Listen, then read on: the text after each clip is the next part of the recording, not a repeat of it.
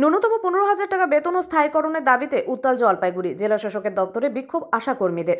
দীর্ঘদিনের বকেয়া দাবি আদায়ে এবার পথে নামলেন আশাকর্মীরা। ন্যূনতম 15,000 টাকা মাসিক বেতন, কাজের স্থায়ীকরণ এবং সরকারি স্বীকৃতির দাবিতে বুধবার জলপাইগুড়ি জেলা শাসকের দপ্তরে তুমুল বিক্ষোভ দেখালো পশ্চিমবঙ্গ আশাকর্মী ইউনিয়ন।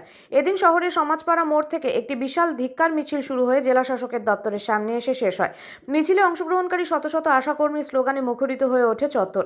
পরিস্থিতি সামাল দিতে মোতায়েন ছিল বিশাল পুলিশ বাহিনী। বিক্ষোভ কর্মসূচিতে নেতৃত্ব দেন পশ্চিমবঙ্গ আশাকর্মী ইউনিয়নের উপদেষ্টা তথা ময়নাগুড়ি ব্লক স্বাস্থ্যকর্মী ইউনিয়নের সম্পাদিকা বাণী বসু। তিথি জানান, গত 23শে ডিসেম্বর থেকে তাদের লাগাতার কর্মবিরতি চলছে। প্রতি বুধবার তারা বিভিন্ন কর্মসূচির মাধ্যমে প্রতিবাদ জানাচ্ছেন। এরই অংশ হিসেবে আজ এই ডিএম ডেপুটেশন। আশাকর্মীদের মূল দাবিগুলো হলো, আশাকর্মীদের মাসিক ন্যূনতম বেতন 15,000 টাকা করতে হবে, আশাকর্মীদের সরকারি কর্মীর স্বীকৃতি ও স্থায়ীকরণ করতে হবে, কর্মরত অবস্থায় কোনো আশাকর্মীর মৃত্যু হলে পরিবারকে 5 লক্ষ টাকা ক্ষতিপূরণ দিতে হবে, মাতৃত্বকালীন ছুটি 6 মাস করতে হবে। স্বাস্থ্য পরিষেবার বাইরে অন্য কোনো কাজ আশাকর্মীদের দিয়ে করানো যাবে না, যেমন নির্বাচনের ডিউটি বা মাধ্যমিক পরীক্ষার ডিউটি। বিক্ষোভকারীরা অভিযোগ করেন, গত 21শে জানুয়ারি কলকাতায় মিশন ডিরেক্টরের সাথে বৈঠকে তাদের সমস্যার সমাধান তো হয়নি, উল্টে তাদের ওপর কাজের চাপ ও প্রশাসনিক হয়রানি বাড়ানো হয়েছে।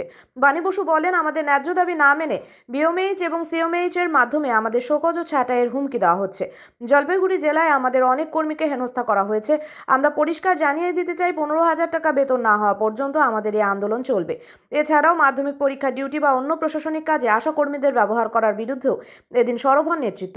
সংগঠনের তরফে হুঁশিয়ারি দেওয়া হয়েছে, দাবি না মানা হলে আগামী দিনে আন্দোলন আরও তীব্রতর হবে। ডিসেম্বর থেকে যে লাগাতার কর্মবিরতি চলছে, আমরা প্রত্যেকটা বুধবার করে আমরা একটা কর্মসূচি নিয়েছি। আজকে একটা বুধবার 28শে জানুয়ারি, এটা হচ্ছে আমাদের আজকের কর্মসূচি।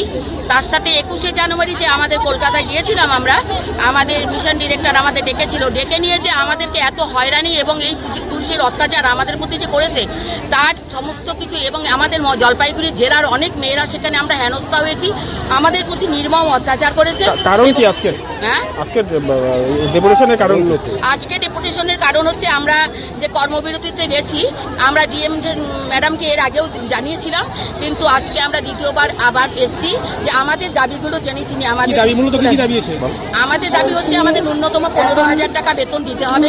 যে সমস্ত স্বাস্থ্যকর্মী আশাকর্মীরা কর্মরত অবস্থায় মারা যাচ্ছে তাদেরকে 5 লক্ষ টাকা দিতে হবে। তারপরে আমাদের মাতৃত্বকালীন ছুটি 6 মাস করতে হবে। আর হচ্ছে আমাদের যেখানে সেখানে ডিউটি দেওয়া আমাদের চলবে না। আর যখন তখন যে আমাদের একটা হয়রানি করে, সেই হয়রানিটাকে বন্ধ করতে হবে এবং আমাদের স্থায়ীকরণ করতে হবে। আর সমস্ত এই ব্লকের আমাদের বিএমওই সিএমওইচ এবং এরা আমাদের দফায় দফায় একটা হুমকি দিয়ে যায় যে আমাদের শোকজ করে এই সমস্ত কিছু আমাদেরকে বন্ধ করতে হবে। কত দফা দাবি রয়েছে আপনাদের? আমাদের 8 দফা দাবিতে আমাদের মূল দাবি হচ্ছে আমাদের বেতন বৃদ্ধি, সেটা 15,000 টাকা বেতন দিতে। সমস্যা না মিললে আগামী দিনে কি হয়েছে?